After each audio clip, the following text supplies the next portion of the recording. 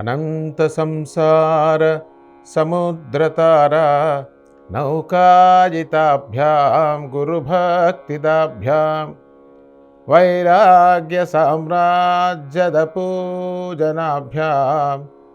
నమో నమః శ్రీ గురుపాదుకాభ్యాం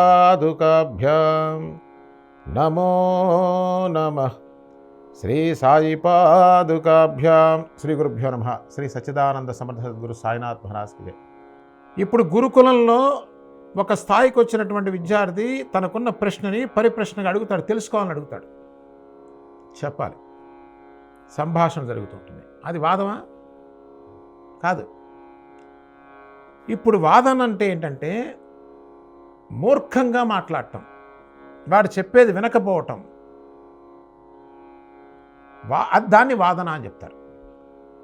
అయితే ఈ మధ్యకాలంలో సాయిబాబా గురించి అనవసరమైనటువంటి పిచ్చి పిచ్చి మాటలు, అర్థం లేని మాటలు, ఎవరో కొంతమంది, ఏం పెద్ద క్రెడిబిలిటీ ఉన్న వ్యక్తులు కూడా కాదు, ఏం శాస్త్రం లేదు, పాడు లేదు, గురు సేవ లేదు, ఏమీ లేదు, అటువంటి వాళ్ళు నలుగురు బయలుదేరి ఏదో మాట్లాడుతూ ఉన్నారు.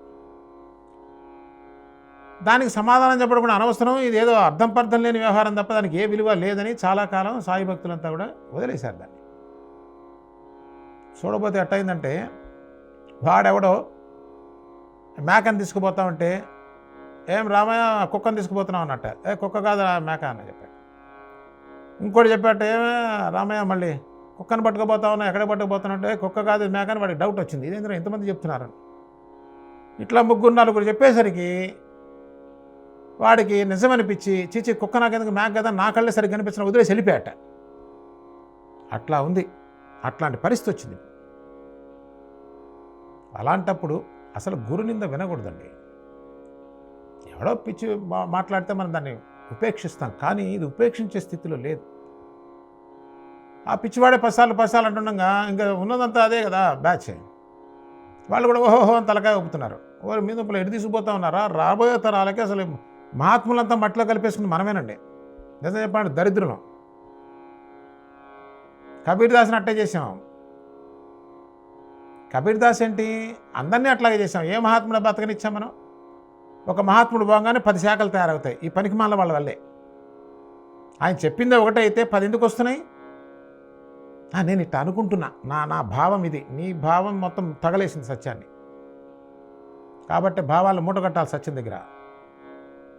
అందుకోసమే భగవద్గీతలో మళ్ళీ భగవానుడు సుస్పష్టంగా చెప్పడం జరిగింది. ఆయన చెప్పారు, అర్థమైంది ఎవరికి, ఎంతమందికి అర్థమైంది? ఇక అది మీ సెక్షన్, మన సెక్షన్ అది. అందుకోసమే సృష్టి మొత్తంలో భగవానువాచ అని చెప్పినటువంటి గ్రంథం, ఏకైక గ్రంథం భగవద్గీత. దానికి తిరుగులేదు. అందుకని ప్రస్థానత్రయంలో 3 ఉన్నాయి. ఉపనిషత్తు ఉంది. మానవుడికి కనీస విఘ్నత ఉంటే ఉపనిషత్ ఈజ్ ద బెస్ట్ అండి. ఏ దానికి చచ్చు పుచ్చు లేదు, స్ట్రైట్ ఫార్వర్డ్. చెప్పింది విని వాడిని బుద్ధిని ఉపయోగిస్తే సుస్పష్టంగా కనిపిస్తుంది. ఎదుటివాడికి కొంచెం జ్ఞానం ఉండి ఆ స్థాయిలో ఉంటే వాడు చూడొచ్చు. ఇది నాకు మాత్రమే అనేది కాదండి, శాస్త్ర సత్యం కాదు. నాకు మాత్రమే అంటే సత్యం ఎట్లా అవుతుంది? ఇక దిగిపోయింది. ఏమిటి? మేధస్సు. ఎందువల్ల? అహంకారం వల్ల, రంధ్రాన్వేషణ వల్ల, ఊరికే దానిలో ఏముందో ఎదుగుదాం అనే దానివల్ల, నేర్చుకుందామనే బుద్ధి లేదు మనకి. అది పోయేసరికి ఈ బ్రహ్మసూత్రాలు వచ్చి ఏకరువు పెట్టాల్సి వచ్చింది. చెప్పి దాని గురించి ఎక్స్ప్లెయిన్ చేసింది కాల. ఇక భగవానుడి దిగొచ్చాడు. భగవద్గీత ఫైనల్. ఈ భగవద్గీత అర్థం కాలేదా నీ బతికింతే, ఏ అర్థం కాదు.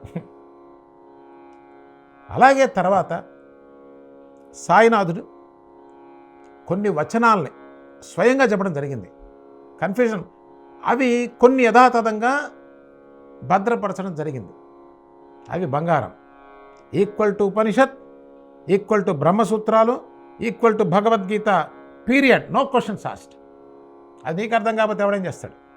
నీకు వేరు విధంగా నీ భావన ప్రకారం, నీ ఉద్దేశ ప్రకారం దాంట్లో నష్టమేముంది? ఈ పిచ్చి మాటలు మాట్లాడటంత పనికిరాదు. మరలా వచ్చే కార్యక్రమంలో మరిన్ని సత్యపరమైన విషయాలతో కలుసుకుందాం. అంతవరకు సెలవు.